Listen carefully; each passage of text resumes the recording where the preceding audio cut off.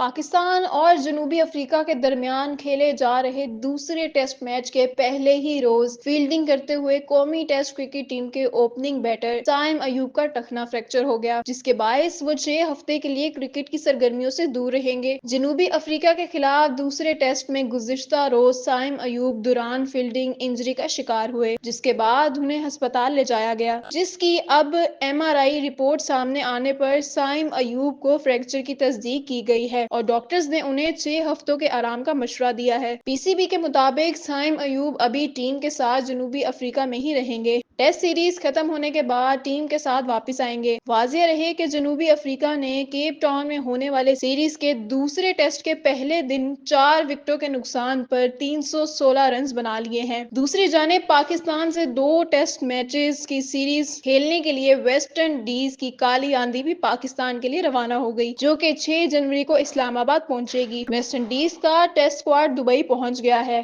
کوری stop کے بعد squad Pakistan کے لیے روانہ ہوگا۔ ویسٹ انڈیز ٹیسٹ اسکواڈ 6 جنوری کو اسلام آباد پہنچے گا۔ ویسٹ انڈیز کی ٹیم 10 جنوری سے پاکستان شاہینز کے خلاف 3 روزہ پریکٹس میچ کھیلے گی۔ پاکستان اور ویسٹ انڈیز کے درمیان 2 ٹیسٹ میچز کی سیریز ملتان میں شیڈول ہے۔